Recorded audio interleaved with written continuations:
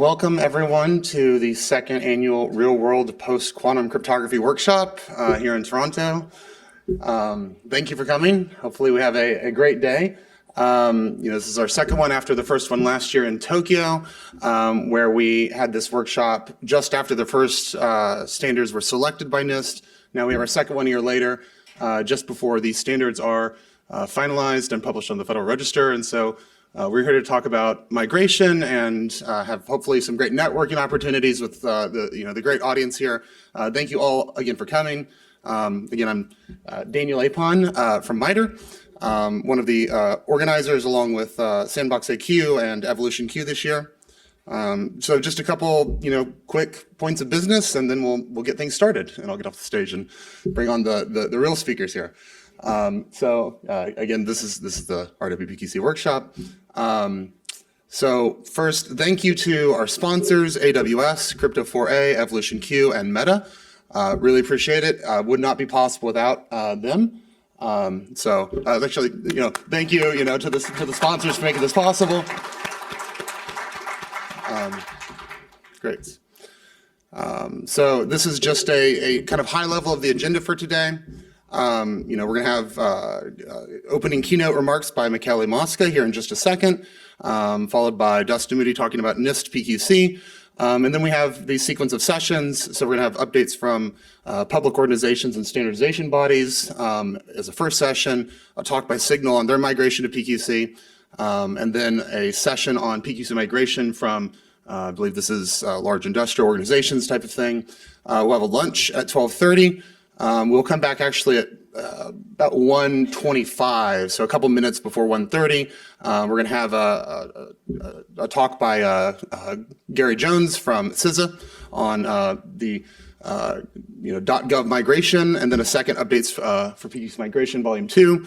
Then 2 talks on lattice cryptanalysis. I'm personally looking forward to those. It'll be great. And then some applied cryptography, vulnerabilities, countermeasures. And some updates from various PQC migration consortia. So that is the plan for the day. To get connected throughout the day. So first of all, there's the Wi-Fi. Just join Marriott Bonvoy_conference. No password required. That'll get you on Wi-Fi. Also wanted to mention we do have a Discord server. So you can connect to that by going to discord.gg/RWPQC. You'll probably want to download the app on your phone or your laptop. And you can connect there. For questions and answers throughout the day, time permitting, when speakers finish, we're going to kind of prioritize. We have 2 kind of room mics right here, right at the front, for people to come up and ask questions of the speakers. Again, if there's time, in particular, one of these first sessions, we're kind of tight, so we'll have questions secondarily on the Discord or longer form conversation if some issue comes up and you want to have a longer chat with other participants in the audience or the speakers. Encourage people to go there and discuss there. So Discord is sort of a secondary and longer form conversation, and then of course these mics here. And with that, I think that is all the opening business. So it is now my pleasure to welcome Michele Mosca from evolutionQ and Waterloo up to give our opening keynote talk. Yeah, thanks a lot, Daniel, and well, thanks to all of you for coming to this, second edition of this really important event. We're delighted and honored that we're able to host it here in Canada. I don't know about you, but obviously, we're either in the beginning, middle, or end of a phase transition. Things are definitely changing and accelerating, and have to hold on to our hats and so on as we move into this exciting new era. Don't know how long it will last, but definitely things have changed over even 2 years ago, let alone 5 years ago. I get asked all the time, when is this going to take off? I'm like, it is taking off. Is it taking off enough? Is enough action being done? So another sort of trivial equation is, I sometimes give to investors and others and policymakers is the amount of action. So we want action. We want action by some of the next generation of stakeholders who need to get involved. And the amount of action or likelihood of action is sort of the product of 2 things. It's multiplicative. It's a product of how badly they want to act times how easily they can act, right? And so there's so many different players influencing both sides of those equations. And if they both double, then we get a 4-fold increase in the desire for action. And some of us are involved in one side of that equation. Most of us are involved in the other. In terms of desire to act, I mean, there's the threat side, like this menace actually is not a hoax, despite some of our colleagues still saying that. And some of the most exciting stuff we've seen just in the last few weeks, one of our colleagues out of Harvard, they were just a few days ago released their roadmap, and they're saying they're going to have 100 logical qubits by 2026, which is, pretty surprising in a good way for the advent of quantum computing. It sort of validates my 2015 prediction where I said there's a 1 in 7 chance of quantum cryptanalysis by 2026. So we'll see. We're not there yet. And that is still some non-trivial technological challenges to meet, and more to get the sort of the 2,000 or so logical qubits to be cryptographically relevant. The other things that contribute wanting to do something, because people don't change your behavior because they see the light. They change your behavior because they feel the heat. And so the regulators, small r regulators, different people who, we have to listen when they tell us to do something. So we have the cryptologic authorities, like the NSA and BSI and NCSC and CSC and so on. For years now, I've been saying we are switching to these new codes. That obviously motivated many of the vendors and people in the ecosystem to get moving. This is not just something the academics are telling you you need to do. You need to do this. And perhaps the most important regulators are the customers who are starting to ask for this more and more, some more reasonably than others, but that's happening. So there's so much more impetus to actually do something. And then, so fine. I want to upgrade all of my systems to post-quantum cryptography. Sure, right? How ready are we for that? Well, a huge thanks to everyone in this room for taking us so much closer to that being a reality. And in some cases, it is a reality in some very specific applications. Inventing the algorithms, implementing them, standardizing them, testing them, and so on. I'm excited that the Open Quantum Safe platform, which has been part of testing and experimenting, continues to grow and evolve and is now part of the Linux Foundation. So you get your senior managers, you finally convince them, look, we need to do something for various reasons. And then they go to their teams and they're like, go do something. And they're like, well, where do we start? And often, 5 years ago, 10 years ago, it wasn't clear where you started. But now there's a lot of best practices that have been, credible, thoughtful best practices that have been developed and shared and help guide people toward doing things. They don't have to reinvent. Don't worry. You no longer have to worry about being the first mover. That's been done. You can now be the second or third mover. And here, let us share the best practices. So there's some colleagues from the Canadian Forum for Digital Infrastructure Resilience here. We have a quantum readiness group that's been producing and sharing best practices. FSI-SAC. There's a new forum in Europe, the Quantum Safe Financial Forum. Of course, the NIST, NCCOE, and so on. We don't need 100 best practices, but a few, each sort of specializing in different areas of what we need to do, really help get this show on the road because people have a credible place to look. Another way to kind of look at this challenge of getting ready when there's just so much inertia and even opposition to doing anything was articulated really nicely by our colleague Manfred Lochte from the BSI. We were giving speeches in Darmstadt a few years ago, and he introduced all of us to Schopenhauer's 3 stages. All new truths go through 3 stages. Ridicule, then violent opposition, then accept as self-evident, right? Which reminds me of another famous German who said, new truths don't replace old truths old ideas because proponents of the new ideas convince the proponents of the old ideas. It's because proponents of the old ideas die off, and all that's left is proponents of the new ideas. Now, Brian Lamacchia said, you're saying we should kill them? No, just die of peaceful, natural causes. And so usually at some point this just becomes noise. Don't worry about engage, but at some point you realize we're just going to have to wait. But Manfred said, and you could tell there's a bit of a visceral feeling there, and then there's a 4th phase, where the people who are ridiculing and opposing you ask, why aren't you going faster, right? And partly when I talk to people out there who say, yeah, but our customers aren't asking, the regulators aren't asking, I'm like, well, they will, and you're not going to be ready. So there is that fourth phase, which we're seeing. I think I have several anecdotes, some I can't say publicly, of this fourth phase. And just a few days ago, Manfred said, and there's another phase. And I'm like, uh-oh. And it was the people who were violently opposing are now saying it was their idea in the first place. So, generally you just laugh at that. That's human nature. I've seen that shameless behavior before. But I do think we should be a little attentive to it. And not because I really care about who gets the credit, but obviously at the end of the day, we get what we reward. So if you see somebody giving, and none of us are the type to say, oh no, that was me. But if you see somebody taking credit for Matt Campagna's work or vice versa, or something else, I think we could speak up for our colleagues and clarify, actually, that wasn't you. You were opposing it. Because otherwise we give more power to people who aren't really advancing the cause. The violent opposition, we've seen it. I'm sure public key cryptography was violently opposed until it finally started taking root in the 90s and really enabled several decades of economic growth that really couldn't have happened without public key cryptography if we were still relying on the old out-of-band methods for exchanging keys and so on. But, and then the mainstream public key was opposing the post-quantum. Even within post-quantum, some approaches some occasionally ridicule the others, and that's just really not helpful. It's good to be critical.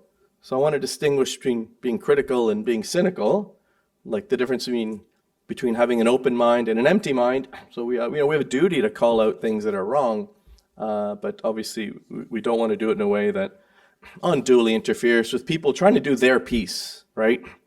And we're still seeing, just weeks ago, we're seeing people saying, oh, and then this post-quantum hoax, and it's diverting resources for all the really important work that I'm doing. Like, you are doing important work. I want to help you get resources for that important work. You don't need to interfere with our part, right?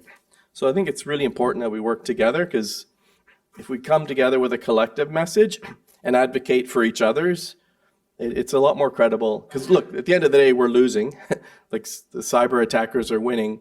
We have to somehow change the game. And my gut feeling is part of it is collaborating more across the different parts of cybersecurity. Because there's the firefighters and the fire preventers, and everybody, of course, thinks what they're doing is super important, and it is. And we're never going to agree on the right balance of resource allocation, but I think the more we can work together, maybe we'll be more successful at getting security by design and resilience by design to be taken seriously. Because the current way is not working. We win some battles, but we're clearly losing the war. So anyway, that's just an observation and a gut feeling that maybe if we, instead of people working on, the more day-to-day cyber defenses, which we absolutely need, getting frustrated with those trying to do post-quantum or those trying to do the next generation post-quantum, these are all really important, ultimately thankless jobs, and we should help each other. Just as I sort of try to wrap up these opening remarks, another, I think, important thing is to step back and see what the real lesson of the quantum threat is. Because if all we do is replace one set of algorithms with new algorithms, we'll have missed the point and really missed an important opportunity for making the world a lot more safe and secure and resilient.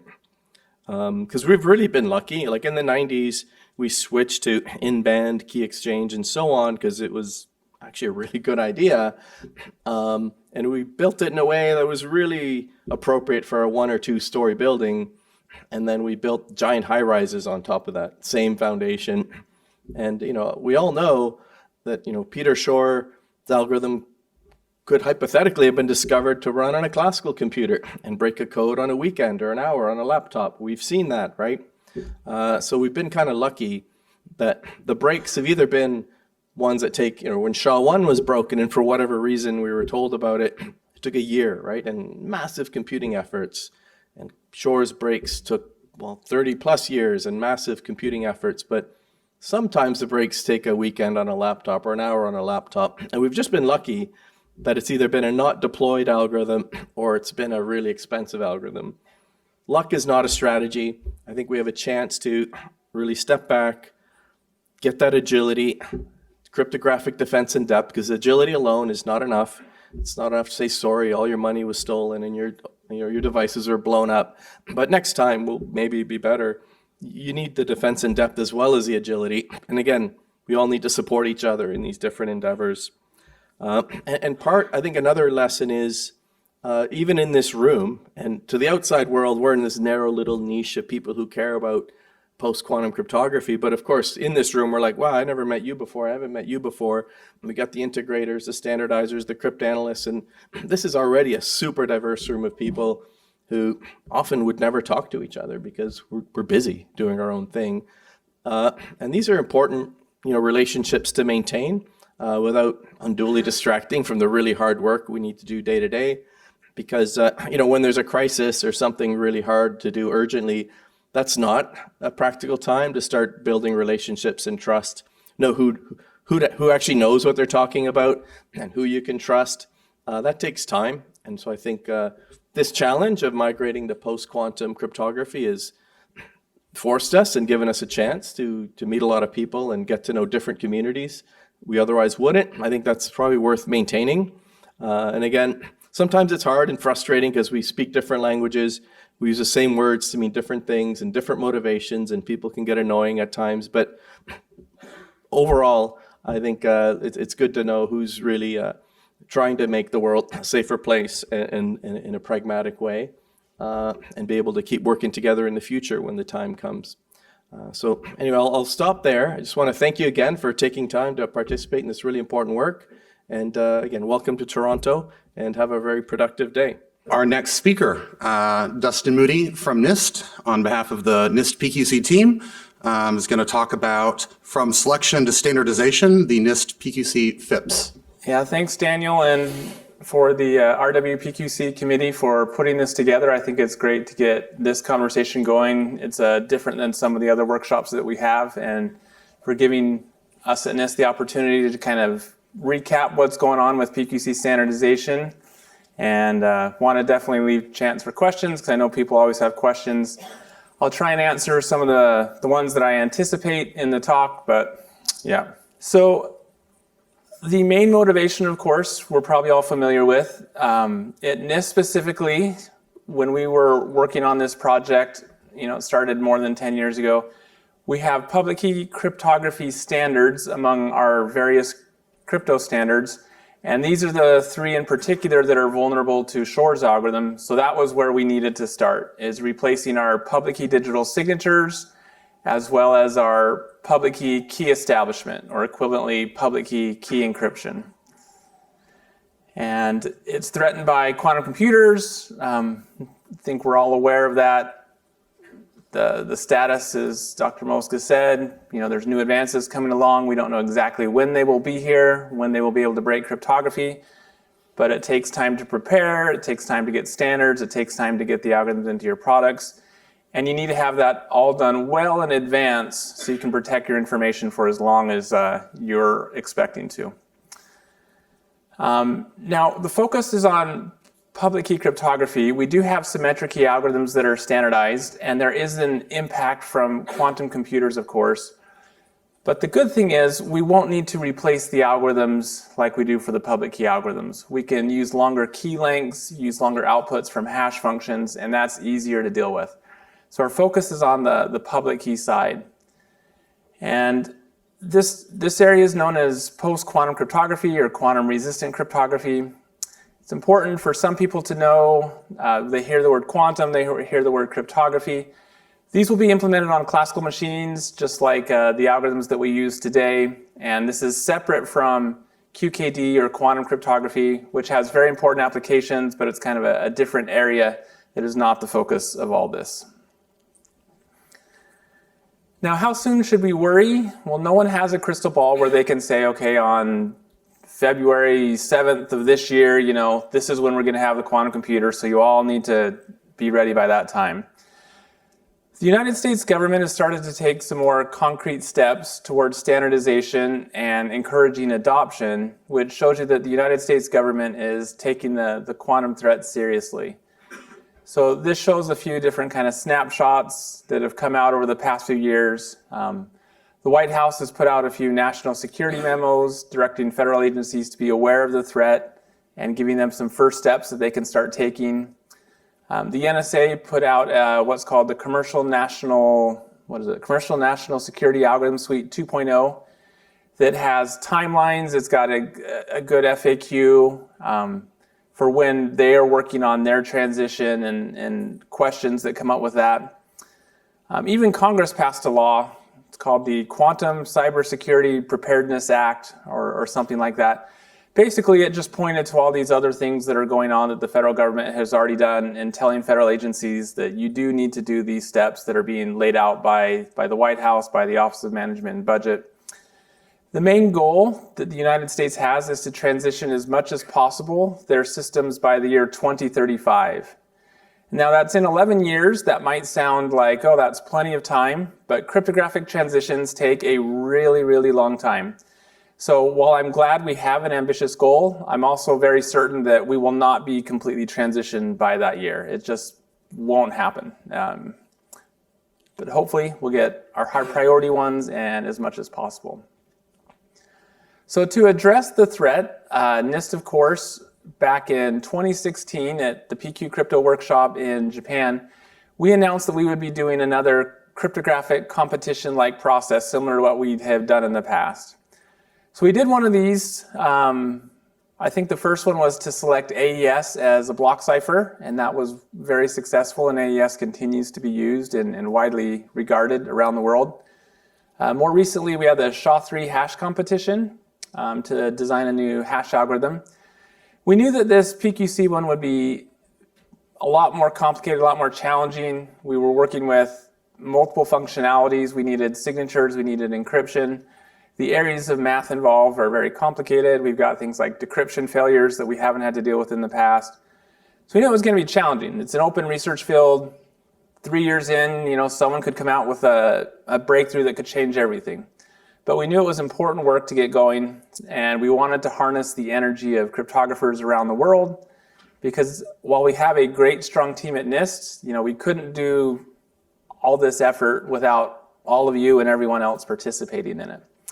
So we hope mostly to just kind of focus on a small number of problems and direct our energy there and find the most promising algorithms for standardization.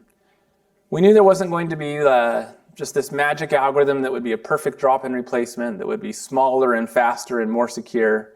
So we knew that there was going to need to be more than one algorithm. We would want a small number of algorithms for interoperability, but maybe 2, 3, 4 algorithms for a particular functionality, so that even in an event of a cryptanalytic advancement, you could swap over to a different algorithm based on a different security assumption. Or for performance reasons, maybe you need a different performance profile than this.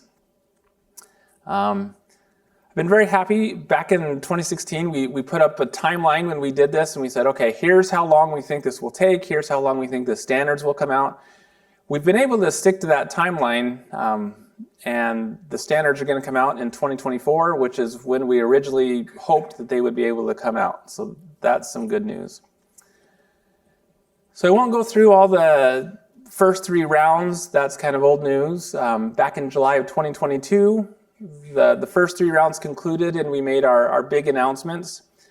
And that was the 4 algorithms that we would be standardizing first. So we had Crystal's Kyber on the key encapsulation mechanism side, or equivalently encryption side. And then we selected 3 digital signatures. We also announced a couple algorithms that would be studied a little bit more in a 4th round for the chem side, and announced that we would be starting what we call the on-ramp, or additional digital signatures. So I'll talk all about each of these in a little bit more depth. If you are looking for the rationale as to why we selected what we did, there's a report in NIST 8413 that kind of recaps everything, and we explain why we selected Kyber and not Sabre, N-True, or things like that. So just a real brief summary on what we did select. So Kyber, dilithium, and Falcon are all based on structured lattices. Lattices throughout the process seem to be the most promising of the different families that were involved. And so it's not a surprise that many of the algorithms were based on lattices. They have good security, they have great performance, they're good all-around performers. We expect Kyber and dilithium to be the main two algorithms that people will end up using in their applications. We did also select 2 more digital signatures. So Falcon has smaller signatures than dilithium, and there's many applications where you need signatures as small as possible, and dilithiums might be a little bit too big. We originally intended to just pick one of these 2, but in the end we selected both because of the need for small signatures. So why didn't we just choose Falcon with its small signatures? Well, it has a really complicated implementation. There's floating point arithmetic involved, and so for a lot of devices that implementation would be a challenge. There'd be too many pitfalls where you could have security issues. So for most applications where you can just use the larger sizes, then dilithium will be the algorithm that we expect to be used. So besides the lattice algorithms, we also wanted to have other security assumptions based not on lattices. So Sphinx Plus was selected as the best non-lattice digital signature that was still remaining in the process. It's widely regarded, it's very, very secure. We can understand the security as it relates back to hash functions in an easy to analyze way. However, it's bigger and slower, and so it's, many applications would have a harder time using it if they needed to. And that's part of the motivation, well, it is the motivation for why we have the on-ramp process that I'll talk about. But these were the algorithms that were selected, and I'll talk a little bit now about the process of getting them standardized and turned into FIPS. The timeline, we hope to have the standards done by, well, we're expecting this summer 2024 for when we will publish the first standards. Next month, I also want to point out we have a workshop down in Maryland, which you're all invited to, hopefully you're already registered for, where we'll continue to talk about the issues related to standardization, dealing with the algorithms we're standardizing, dealing with the 4th round candidates. There's also papers that will talk about some of the on-ramp candidates and just all the issues that go on with that. It is in-person only, it's not virtual. We will record it and we'll make those videos available after the workshop. So the standards, we were able to, so we have 3 of them which we have written up so far. We have Kyber, dilithium, and Sphinx Plus. We concluded to put each one in its own separate document called the FIPS, which is a Federal Information Processing Standard. Lots of acronyms because we're with the government, so we have to do that. Kyber, we're giving it the new name of MLChem. Dilithium will be MLDSA. Sphinx Plus will be SLHDSA. One reason for the name change, besides just loving acronyms, is just to distinguish it from prior versions. So if you say, okay, I want to run Kyber, there's lots of different versions. You might think the round 3 version. There's actually a version that came out after round 3 with some small tweaks. So by giving it a new name, you'll know exactly which one we're talking about. The one for Falcon will come out later this fall in draft form first, and then we'll go out for public comments with it. But we wanted to get dilithium done first, and Falcon is, as I mentioned, the implementation's more complicated, so writing the standard is also more complicated, so it will come out a little bit later. It will be FIPS 206, if that matters, and its name is FNDSA. That one's got an unusual name. We're also updating a lot of our other special publications and guidance. So I've counted, I think we have 9 special publications that we're updating or having to create to kind of take into account. Now that we'll have these post-quantum algorithms, we're going to have to adjust timelines. We're going to like in the case of Kyber, it's a key encapsulation mechanism, which we haven't really standardized before at NIST. So we're going to have a document that describes how to use chems, what are some considerations that you need to take into account with chems that don't really belong in the chem FIPS because it's just to specify Kyber, and we will standardize other chems later. So lots of discussion on this has been happening on the PQC forum, and I'm going to summarize a little bit. We put these out for draft comments back in, I think it was August of last year, and they were open for 90 days of public comment. That period ended in November. Since then, we've been reviewing the comments, discussing them internally, going back to the PQC forum and asking for public feedback on some of the issues that were raised. And so I just wanted to summarize a little bit of what are the comments that we received. I'm not going to get into too much detail here. At our workshop, we'll give a different talk on Kyber, dilithium, and Sphinx Plus that will be a little bit more detailed about, okay, here's what some of the more major comments received, and here's what we're planning to do about it. But just to kind of give a feel for what we have. So there were comments that were in general applied to all three of our FIPS. Lots of please clarify this, or there's a typo here. There was implementation guidance. A lot of this dealt with, are you working with bits or are you working with bytes? Funnily enough, like FIPS 202, which defines SHA-3 as a hash function, specifies everything in bits, but our PQC standards had a mix of both bits and bytes for input and output, and people were saying, well, that's, you need to clarify that. So hopefully we've cleaned that up. Similarly, the PQC FIPS like to use Shake in a way where you're able to stream it in a way that the API isn't really defined in our documents. So we're updating our guidance to make that a little bit cleaner and have a nice interface for that. There's questions on testing and validation. Our cryptographic algorithm validation program, the CAVP and the CMVP, they're hoping to have test vectors ready to go the same day we publish the FIPS, which is great, so that testing and validation should be ready to go at the same time. There was some comments on the security strength categories. So NIST defined 5 security strength categories. People had questions about, are these enough? Are they going to need to be modified? How do these interact with like existing security category definitions where everything's measured in bits for classical algorithms? So we have some clarifications. The categories will remain the same. They're going to be moved to a different NIST document. There's questions on, can we use other hashes, other ZOFs than what were defined in the draft FIPS? Can we use ASCON? Can we use TurboShake? Anytime really there was a change from the third round specification, we got questions on it. So Kyber had the most comments. We had 43 official comments submitted. There were over 90 pages. This excludes all the discussion on the PQC forum, which there was also a huge discussion. The Kyber team would introduce a couple suggestions, and then the discussion would explode a little bit back and forth. Some of the more major topics that were asked, so what parameter sets are included? So Kyber has parameter sets for categories 1, 3, and 5. In the draft FIPS, we included all three, categories 1, 3, and 5. The category 1 parameters have received more discussion because analyzing the security, it looks like they're pretty close to the definition there of category 1, and some people think, well, maybe they should be below, or maybe it's enough.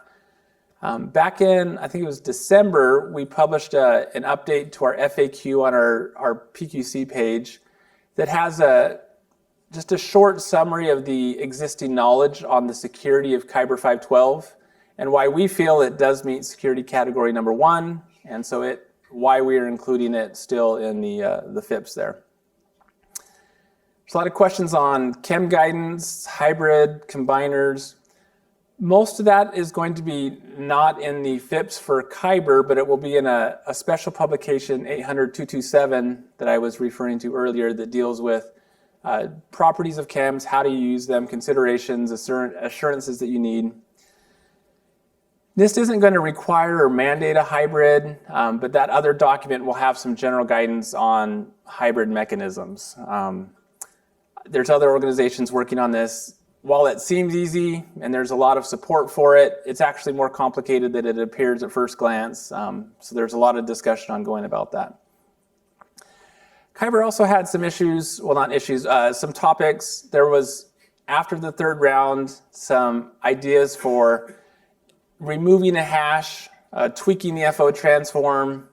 There was some input validation where we have a step where you're reducing things mod Q and keygen to prevent malformed keys. So these were some changes from the round 3 spec that had been analyzed for a few years. They were suggested by the Kyber team, and there was discussion on the PQC forum. We included what we thought was appropriate in the draft FIPS, mostly agreeing with the Kyber team suggestions. So there was comments on that, and I think for the most part, most of those, we will continue to have what was in the draft FIPS in the final version of the FIPS for Kyber. There was comments for and against, and our general feeling is, if we had it in the draft FIPS and we got public feedback and it's kind of mixed, then there's no strong need to change it. We can, of course, we discuss it internally, we get more feedback. And at our workshop, we'll talk more about those, more of our thoughts on those, and we'll give one more chance for people to give feedback on those ones in particular. So dilithium also had a number of comments, seemed to be less than what we had for Kyber. We had to correct some of our lengths, some questions about versions of signatures. We included a pre-hash version, and a lot of people had some ideas about how to specify that. We're going to be including domain separation to make clear if you're using kind of the pure or just the plain dilithium signature, or you're using a pre-hash version. There's some questions about being able to store the seed rather than the entire public key, so we made some changes to accommodate that a little bit easier. Sphinx Plus also, it seemed to have fewer comments that were received. It's a bit more stable that way. Again, questions on pure and pre-hash. Sphinx Plus had a lot of parameter sets in its specification. For our draft FIPS, we reduced it down to 12 parameter sets, and there were several comments on maybe we should reduce this even further. Comments seemed to be a little mixed on that. People did want it fewer, but which ones they wanted. Some wanted, this version. So I'm not sure if we will reduce the number of parameter sets or not. At this point, it looks like we probably won't. There have been some questions. We are planning on doing a version of Sphinx Plus with a lower number of max signatures. That will allow you to get smaller signatures, smaller key sizes, and so on. That will not be in the FIPS. It'll be in a separate special publication that will come out in the future. So the path to go from here, from where we are today into getting these published, like I said, we're revising these. We're just about through with that process. At our workshop, we'll speak in a little bit more detail, and we'll ask for public feedback on some of the points that we think people are more interested in. We'll also post again on the PQC forum about all of those to make sure we get input. After that, after our workshop and getting that feedback, we're going to do an internal review and make sure everything's all set. And then just administratively, it has to go through some steps that we do. It's a bit of a bureaucratic process. It goes out of our hands. We have to send it to our lawyers. It has to go all the way up to the Secretary of Congress for approval. And for that reason, we can't say it's going to be published on day X, because it's up to them, however long they want to take.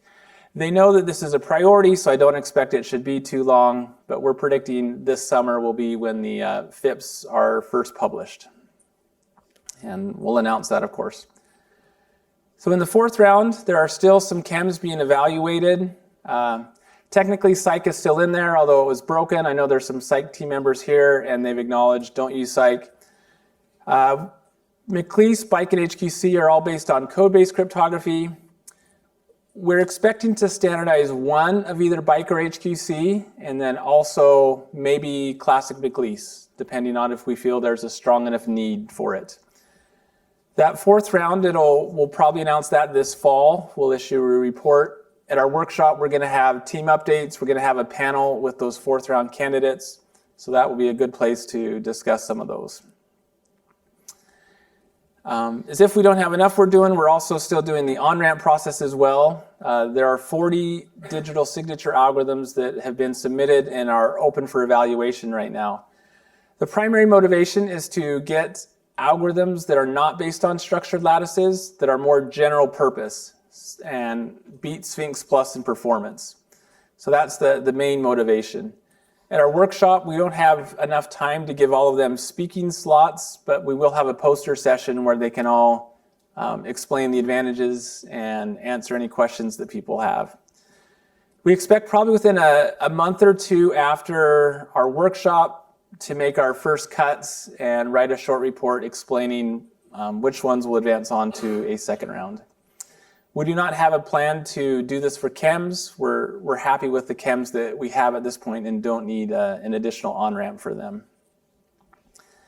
So there are some standards that are available already for use, stateful hash-based cryptography, that have already been standardized in the IETF. NIST also has a standard. Caution, these are not general purpose digital signatures. They should only be used for certain applications like code signing, firmware updates, because you have to manage the state and you have to do it very, very carefully. We are revising our standard SP 800-208. The CNSA 2.0 allowed using the stateful hash-based signatures for firmware updates. And once that came out, industry started looking in more detail and saying, oh, we've got some questions here about how to do key export, that if we can't do that, we can't really use this in practice. So we've had a lot of discussion with them, and we're updating our standard on that to reflect some solutions for that. A lot of focus on the transition and the migration. A lot of updated documents will come out from NIST. We'll have timelines eventually for when you need to transition away from the classical algorithms that we already have. I do want to point out for hybrid, we do have a way in our standards already that can accommodate a hybrid mode for key establishment, and you can still get FIPS validation. It's only really validating the classical algorithm, the non-PQC algorithm, but we'll have updated guidance as well that will come out in the future. To aid with the transition, the migration, our National Cybersecurity of Excellence is running a migration to PQC project. Many of you are probably, your organization or you are involved with that effort. We appreciate that. And they're writing some documents, developing best practices, they're holding events, and bringing a lot of the community together to work on the transition.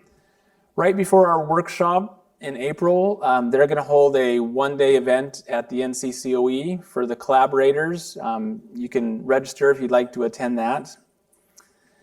These are the different work streams that they have been working with. They've got a discovery work stream looking for, how do you do an inventory, what tools are available, how do you collect that information and report it. Interoperability and performance. There's been a lot of work going on behind the scenes with a lot of these collaborators here. And I think this is the full list here. We're really grateful for all the work that's going on to work on that together, and it's a very successful collaboration. So it's nice that we're close to the end here and we can see the light at the end of the tunnel. I mean, there's still going to be a lot of work in the future, even after we get this standardization, these first standards out. So we're not done, it's not gonna go away. It's gonna be around for a while.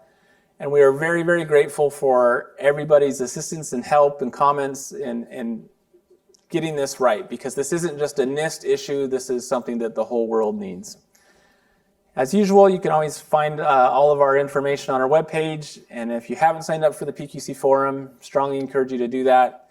A lot of important things discussed on there, and it's often very entertaining as well. So with that, I'll wrap up, and happy to take some questions here.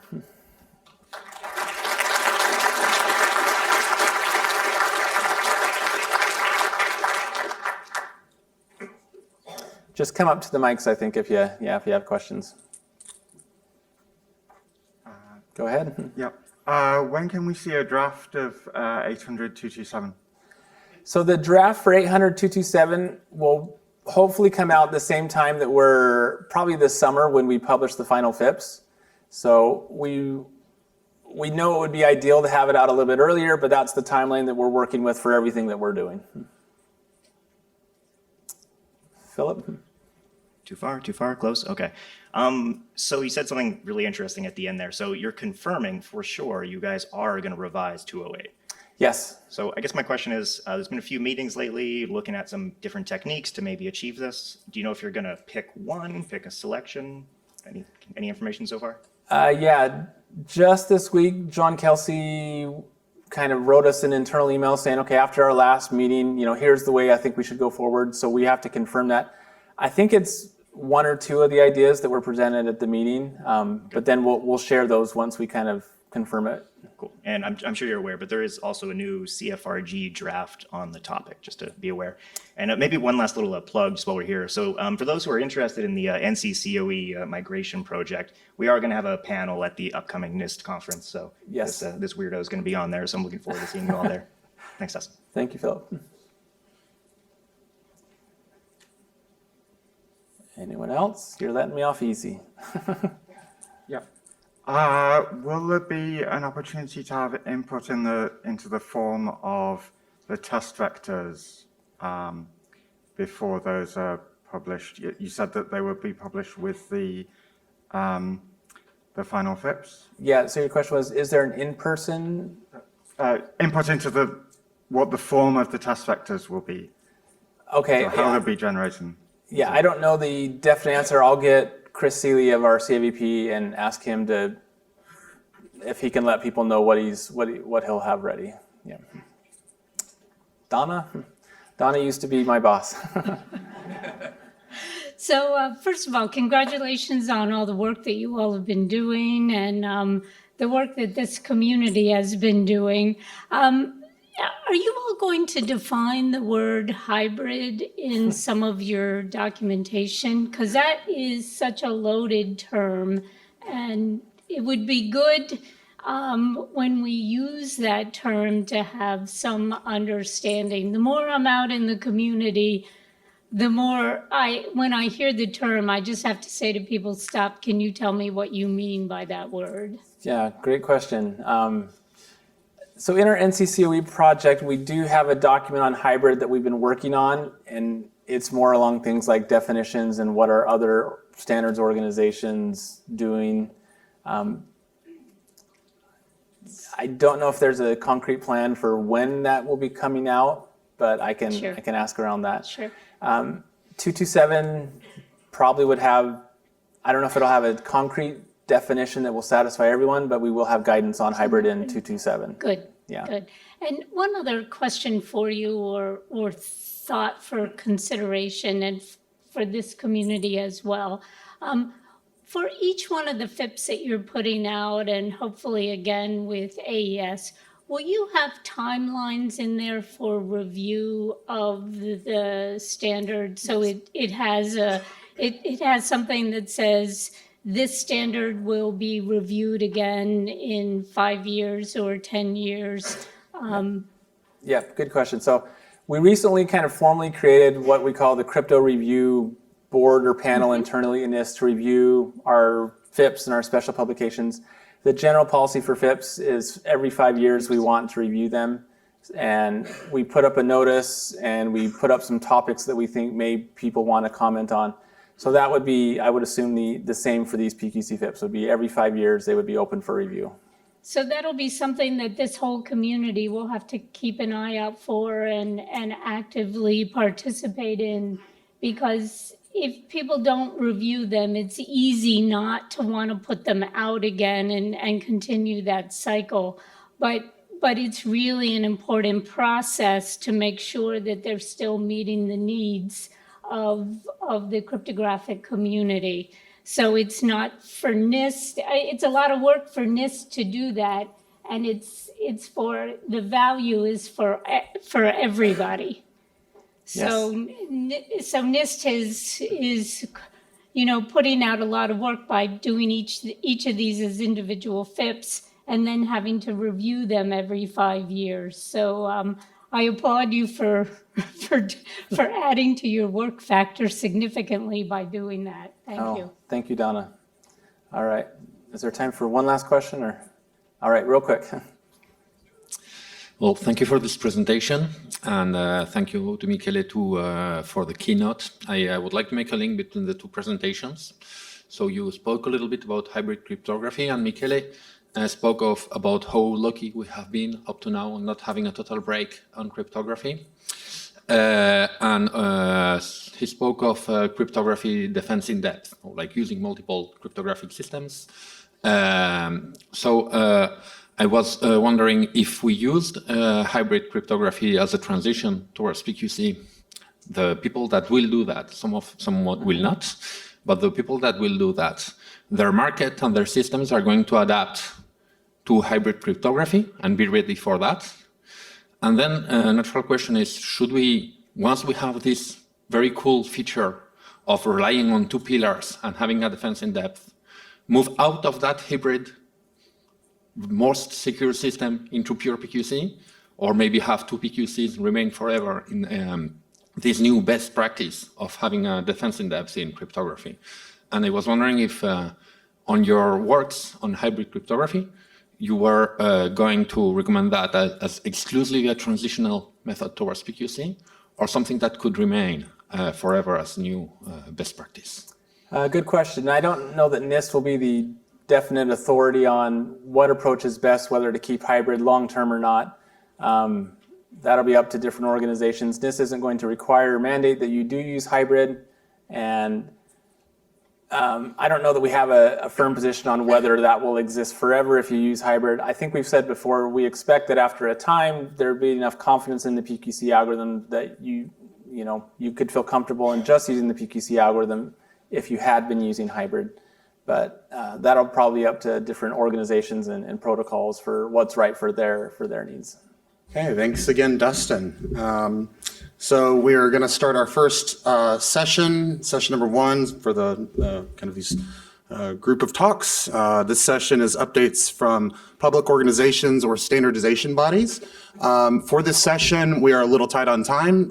We will not, I believe, have time for live questions to the mics, so I would encourage the speakers, and if you have questions of them, we'll have a coffee break right afterwards. So please ask them there, or also you can use the Discord and ask questions there. We will try and get the speakers to answer those if possible. So our first speaker of the session is Matthew Campagna from Amazon Web Services, and he will give you a talk on update from ETSI Quantum Safe Cryptography Working Group. And please welcome Matt.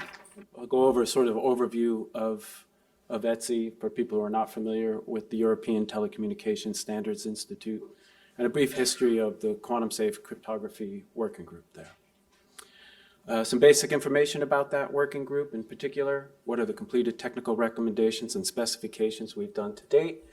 What are the things that we're working on currently? And finally, how to participate.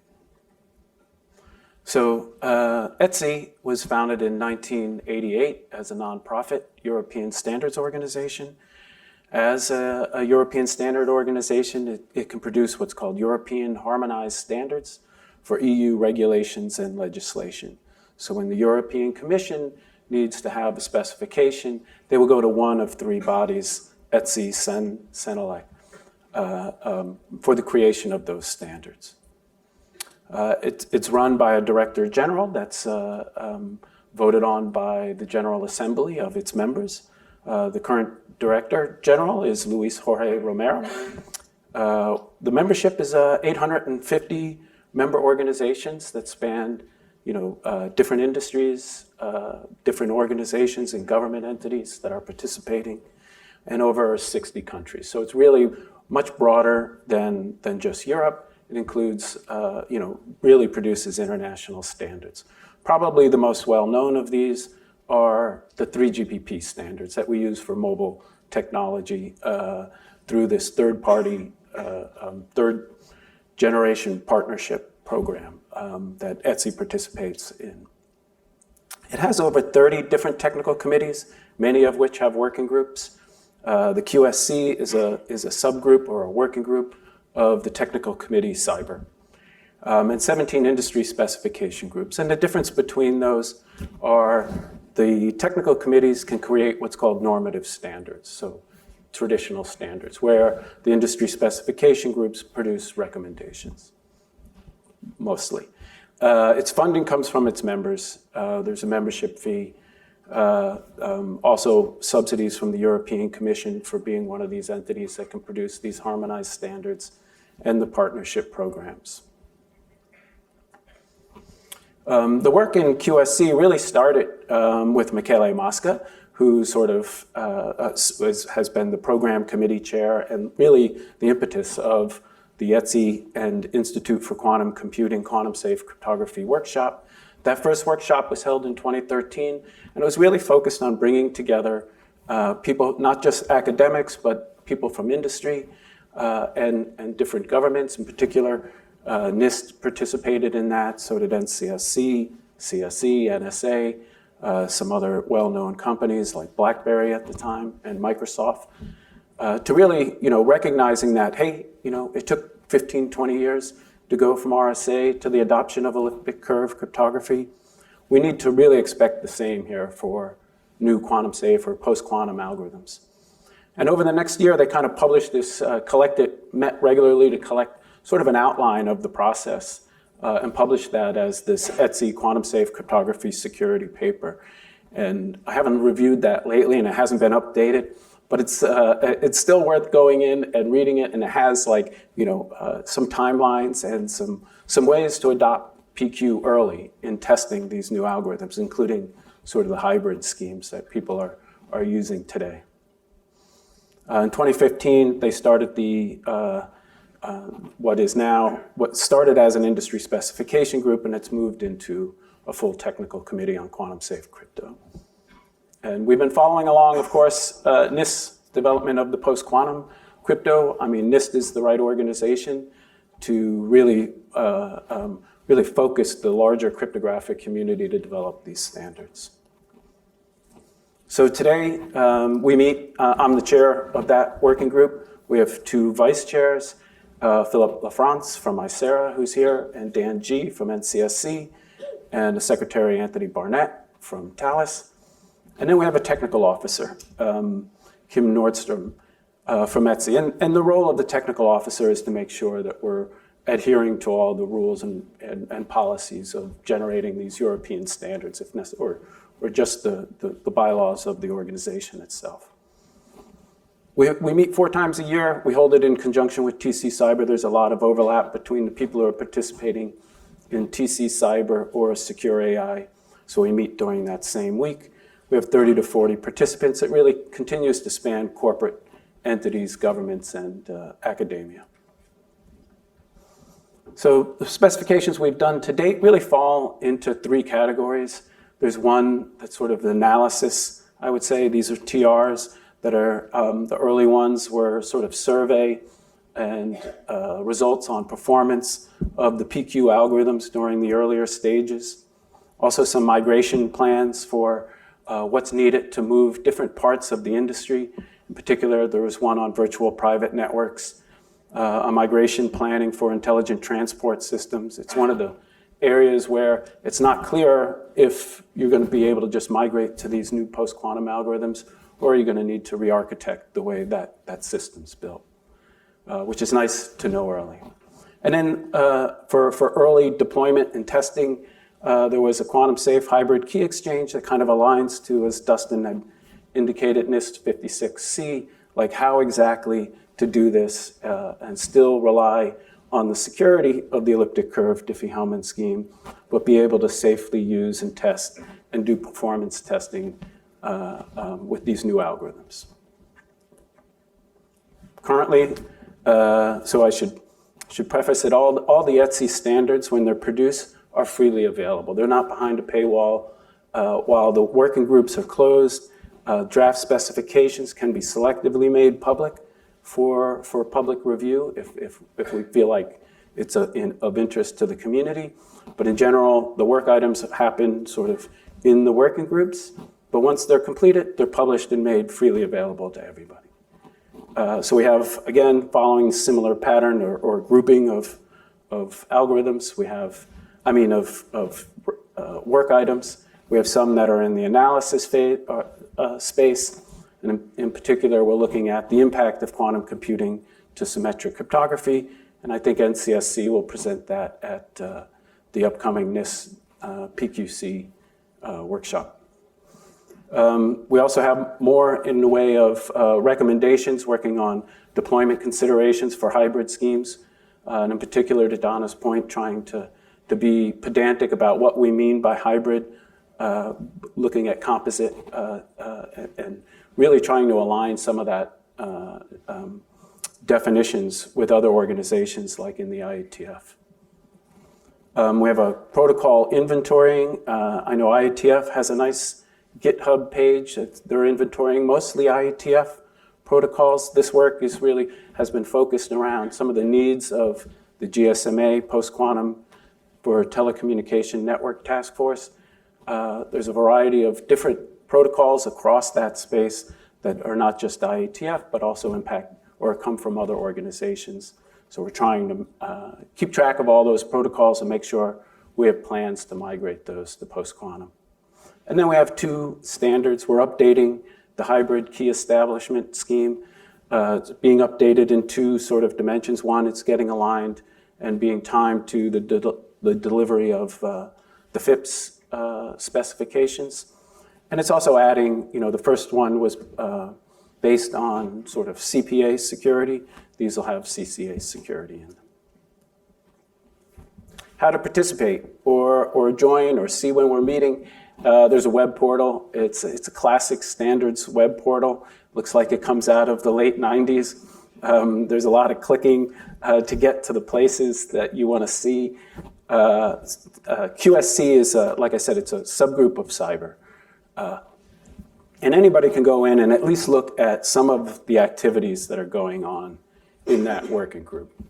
And if you're a member, you can click in and join the meetings. Like I said, we meet about 4 times a year. We're meeting in Sophia Antipolis, which is a great place to meet, especially in June and September. It's just outside of high season. I don't tell when I tell my Amazon or I just tell people I'm going to Sophia Antipolis, and most people don't know where that is. But it's in the south of France, and it's super pleasant, especially in the warm parts of the off-season. We had our meeting in February. We have 3 more meetings this year in June, September, and December. And a lot of this work also gets sort of these work items go into a little more details, as well as what else is going on in the industry. There's the 10th ETSI Quantum Safe Cryptography Conference. It would be the 11th if it wasn't for COVID. I think we missed a year. That conference is filling up fast. It's in Singapore this year, 14th to 16th of May. Michele is, of course, continues to be the program committee chair. So it's done with ETSI and the Institute of Quantum Computing, and it'll be held at the Center of Quantum Technologies at the National University of Singapore. And this conference is not just post-quantum crypto. It also includes the work that's going on at ETSI in the industry specification group for quantum key distribution. So you can go and register for the link. The ETSI conferences, because of its nonprofit charter, they're all free to attend. So hopefully we'll see some of you there. And another conference that's sort of broader in terms of security, that gives you a broad summary of what's going on within ETSI and all the security areas across those 30 or so technical committees and 15, 20 industry specification groups, as well as the broader industry. There's the security conference that will be held this year in October. It's going to be held in Sophia Antipolis. We haven't put out a call for participation yet, but we will shortly. And we'll post those to LinkedIn. So that's all I have. I want to thank you for the opportunity to speak and take questions later. Thanks. But moving right along, our next talk is by Stephanie Reinhardt of BSI in Germany, and she will speak on Germany's path to quantum safe cryptography. Please welcome Stephanie. Hi, I'm Stephanie Reinhardt. I'm from the BSI. The BSI stands for Bundesamt für Sicherheit und Informationstechnik. So Federal Office for IT Security of Germany. You already heard about my colleague. I'm quite interested how many years it takes me for be cited that enthusiastically in the keynotes. We see. And I will tell you something about what is Germany's path on this topic. So we have the working assumption that there's a non-negotiable probability that there will be quantum relevant, cryptographically relevant quantum computers in the 2030s. So we also don't have we also cannot predict the future, but it's not if there is a possibility that it can happen, and we have to be prepared, because we really have to look for high security applications. And to see where are we actually on the path, we have a study on this together with the researchers Frank Wilhelm Mauch and Rainer Steinwald. We have a report on how far our quantum computers are in the development process. We started this study in 2018, I think. And we just got it updated. There will be 2 more updates. And the question was, how far are we on the path? And we looked into the platforms of quantum computers, but also on the algorithms and, okay, what are correcting the error correcting codes. And the researchers predicted, okay, it will take another decade, maybe 2, but that's not a contradiction to our working assumption, because still, if there's a possibility that our high secure applications are at risk, we have to do something against it. It's a public study, so you can just download it if you want. It's in English. And we have nice pictures like this, where you see, okay, how far are the platforms along? So it's starting with, okay, you are able to do something on the quantum computer. B is like, okay, there's a better quality, fidelity, and so on. Then you go to error correction, then you have fault-tolerant operations, and the last level would be the fault-tolerant algorithms. And you see the far most are right now the superconducting qubits and the ion traps. That's at the standpoint of last summer. So the next version, you will see that the Rydberg atoms are more developed now. So that's why we keep on with the study. We really want to know, okay, how far along are we? Are we on track? Our method on getting our recommendations out in the world are documents like this technical guidelines. This is a document you can also download. It's annually updated. It's full of cryptographic recommendations, more with the focus on long-term implementations for developers. So if you want to develop a mechanism, if you want to develop a product and want to know, okay, what algorithm should I put in there, you can look in this document. Generally, we say it should be 120-bit security, but what do we say about PQC? So we really are interested in conservative choices, so we still highly recommend PhotoChem. We've seen that it was not anymore in the NIST process, but we were still interested in using it and recommending it, and that's why we engaged with an ISO process. So BSI is part of this process, where there will be a standard for PhotoChem, and it's a very high chance that there will also include the classic McAleese and the Kyber.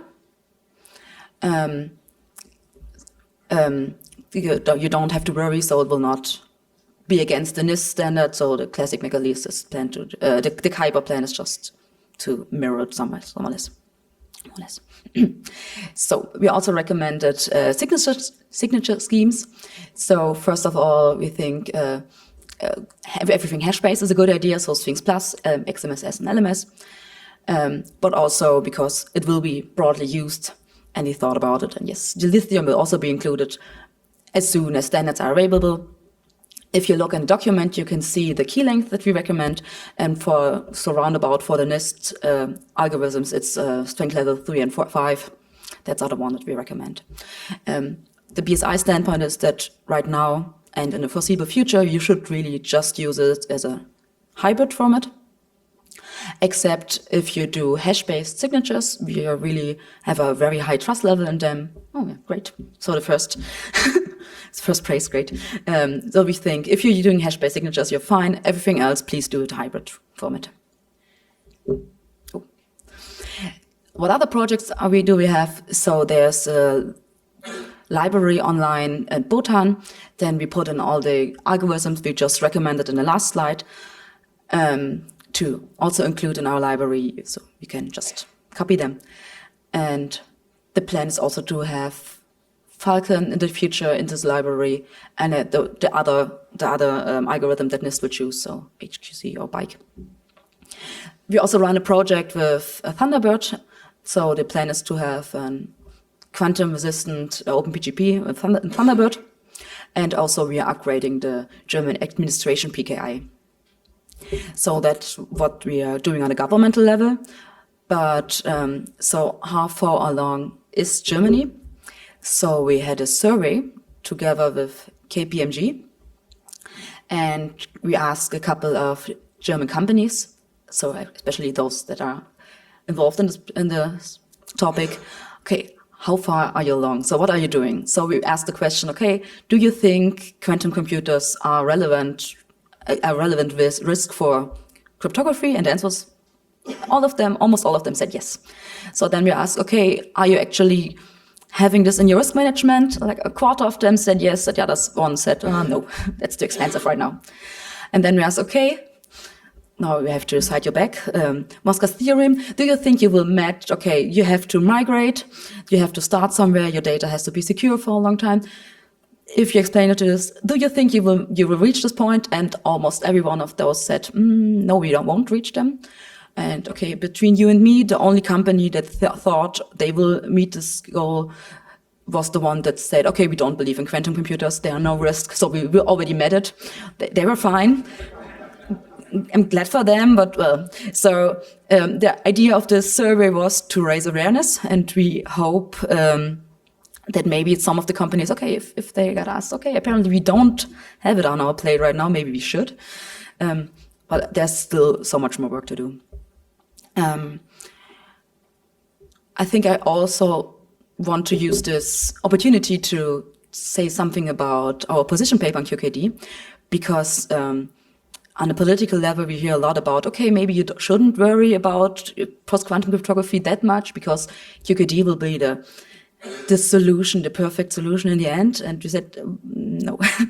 So we have a position paper together with France, Netherlands, and Sweden, where we talked together and found a common ground and said, okay, we really don't think QKD is mature enough yet, and you really should really focus on the migration to post-quantum cryptography.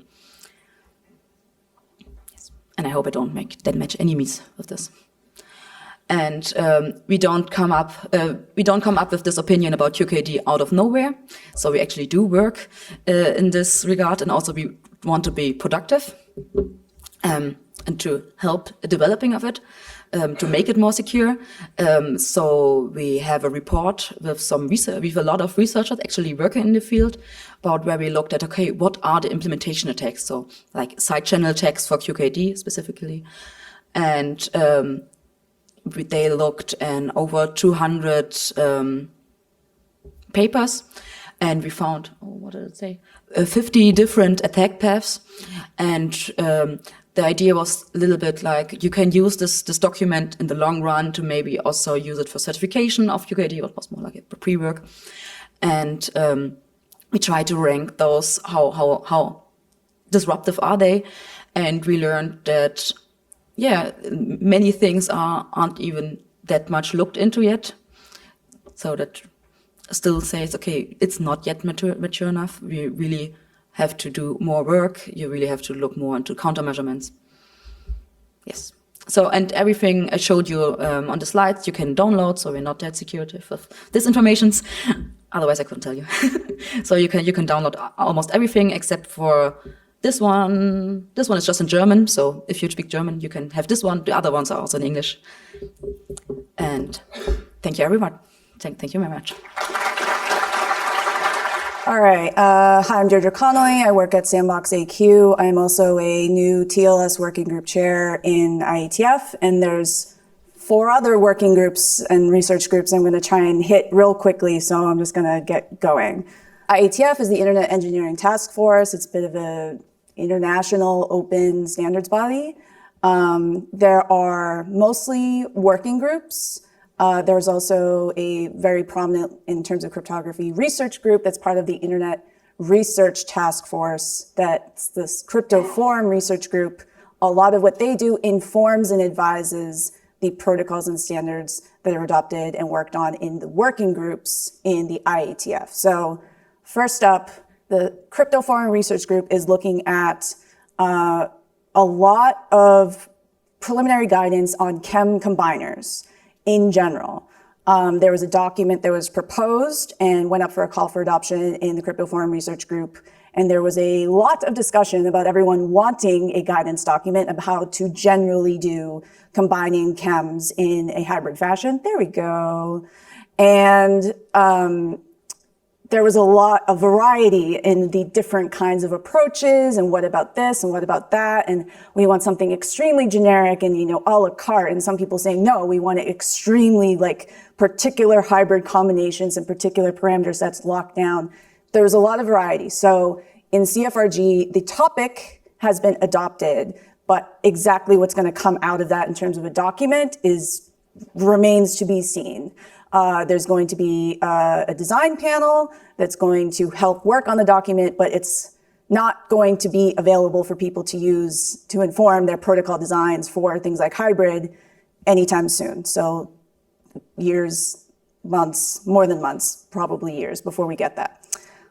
Related to hybrid for key agreements, there is a proposal that I'm a co-author on about how to do a very particular hybrid chem with no twiddly parameters for you to tweak when you use it at all. This is basically taking MLChem 768 and X25519 and smushing them together and using SHA-3 to actually finish the hybrid chem. We have a lovely security proof for it and a paper, and it is a good all-purpose hybrid post-quantum traditional chem for you to use almost everywhere you will need a chem of any kind. There's no configuration, there's no parameterization, there's no decisions to use. You just take the library, shove it in your protocol, and you should be done. If you need something like that, please take a look at it. A lot of people are interested in this. It is unclear if it's going to become a CFRG standard or if it's going to be adopted by CFRG because of this chem combiners work. So if you use it, you may be using a non-IETF standardized thing, but we'll see what happens with that. Another document that was just proposed at the most recent meeting is MLChem only for HPKE hybrid public key encryption. Hybrid HPKE is a very modern general construction of how to do public key encryption, period. There were no hybrid or post-quantum proposals for it before X-Wing. When X-Wing was brought up, they said you can theoretically use it for HPKE, and they just sort of wrote it down in there. But there were no pure MLChem or pure post-quantum variants for HPKE. And someone asked me, what would I use to do post-quantum public key encryption? I said, I want HPKE with MLChem. I shall write it down.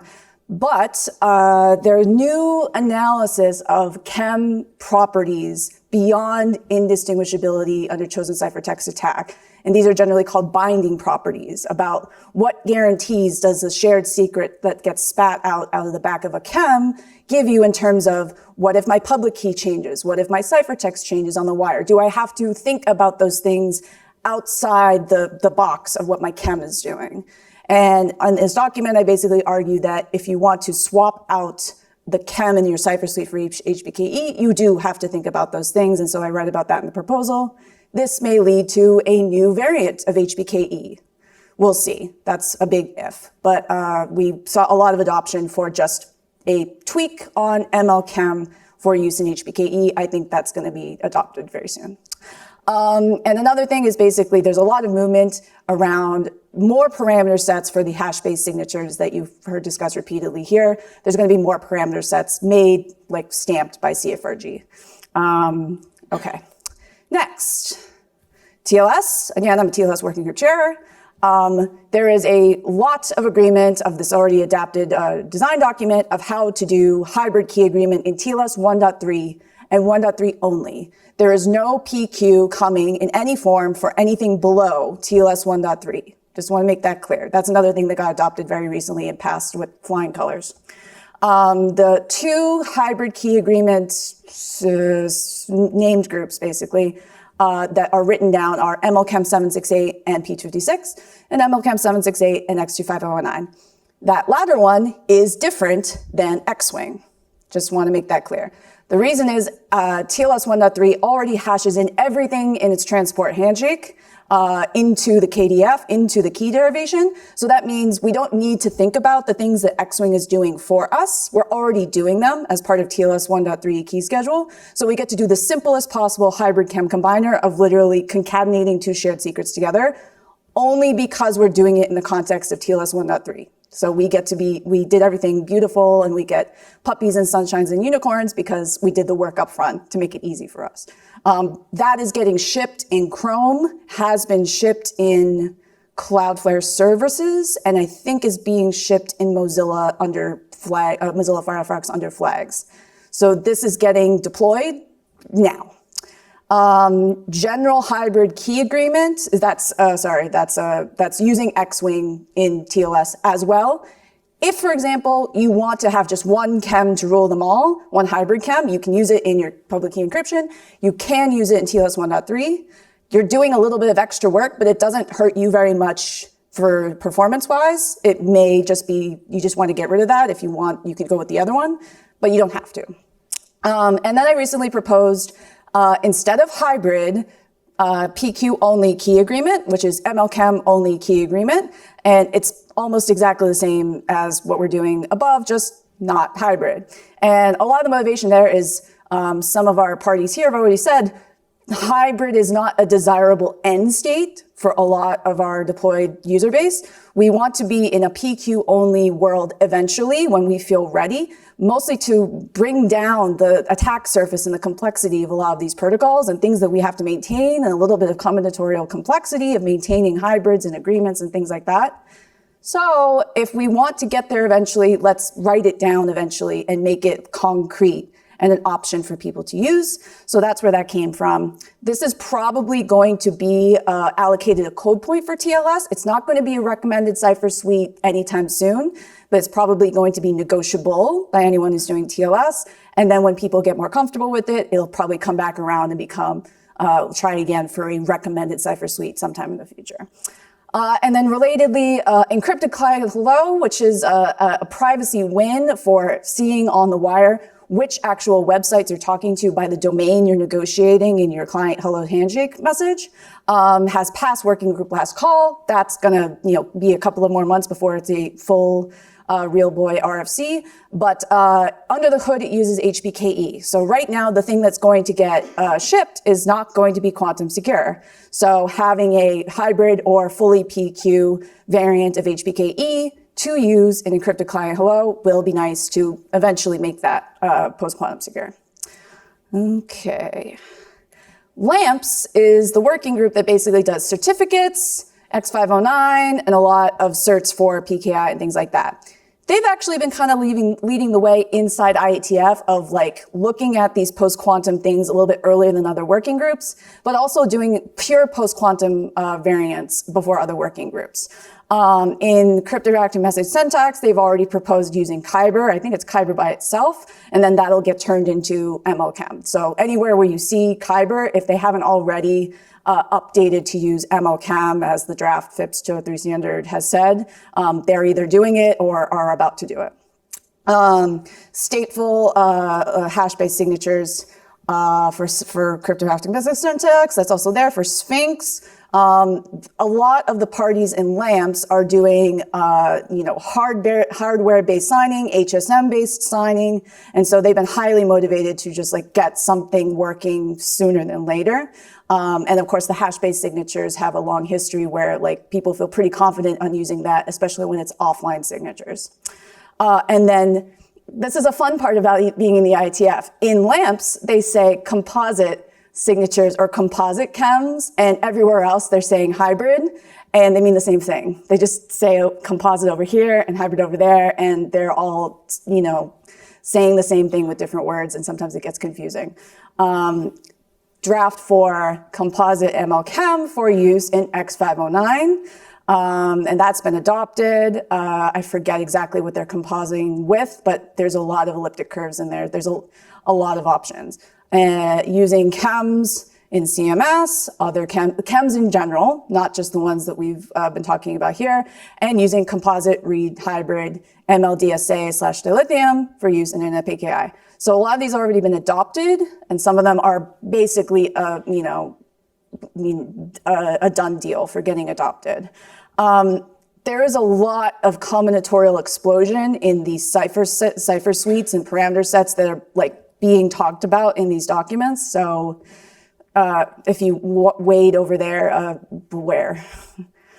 And let's see. PQIP is the Post-Quantum Use in Protocols General Working Group that's doing guidance for the rest of IETF protocols kind of at the top. I think someone mentioned earlier that there is a tracking document managed by PQIP of literally all the protocols in IETF that are or are not already being updated for PQ, either in a hybrid fashion or a PQ-only fashion. That is on GitHub, and a lot of other organizations have been very thankful to have that document. It saves a lot of work for us. There is a major document that is, I think, almost done. Every time we think it's almost done, someone wants to add something new to it, which is post-quantum cryptography for engineers. It's just a very big encompassing document. It's not a binding standard, but it's been a reference for almost everybody in IETF about what is a hybrid and what's a chem versus a Diffie-Hellman key agreement, and how am I supposed to handle this securely, and what about chem combiners and KDFs? It's a lot of that sort of stuff. So if you want to hand something around, that is a very good document that I was looking at. Another document that went through an adoption call and is probably going to come up again is hybrid signature spectrums, which is I'm a co-author on with some of our other people, Berta Hale, Nina Bindel, and Florence, who I think is also from NCSC, about these notions of hybrid signatures, especially separability notions. It's a spectrum of security notions because it's unlike hybrid chems, which are, you concatenate them with or without more information, with or without, a hash function KDF or something like that around it. You can do different things with hybrid signatures, either from concatenating them, nesting them, or doing a full fusion thing, and a lot of options in between. That's what this is about. And we're trying to spin out more spec documents out of this, but it's an informational document. And then for more from PQIP, terminology for post-quantum traditional. This is where we've moved away from post-quantum classical to post-quantum traditional. And then migration use cases have also been adopted. Okay, and so a little bit more fun. MLS messaging layer security is mostly based on HPKE under the hood. Their tree chem is HPKE under the hood. So they've already proposed using X-Wing as a hybrid chem in HPKE for MLS. And if they don't do it, I will probably propose using MLChem only in HPKE for MLS, just because I would like that to exist. MLS is kind of nice because they are moving very fast. They have a very recent kind of design space and that they can just move forward. But we'll probably see more activity there as they move forward. And I think I'm out of time. So my big summary is there's a lot of activity happening.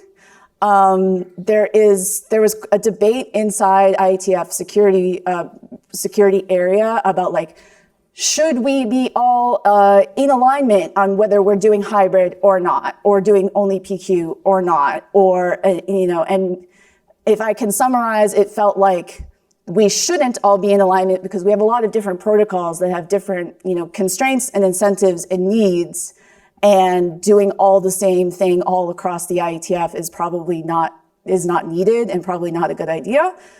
But the fact that that was asked kind of gives you an indication that the IETF itself is sort of not a fully homogeneous in agreement about how all of these protocols and all these specs and standards are supposed to move and where they're moving. So there's a lot of things happening, but no one's all in alignment yet. So thanks. All right, thank you, everyone. That is the first session of the day, first quarter of the day. We're going to take a coffee break for 15 minutes, and we'll be back starting at 11 o'clock with making signal post-quantum. Please, again, join me in thanking all of our speakers, Michele, Dustin, Matthew, Stephanie, Jeremy, and Deirdre this morning. All right.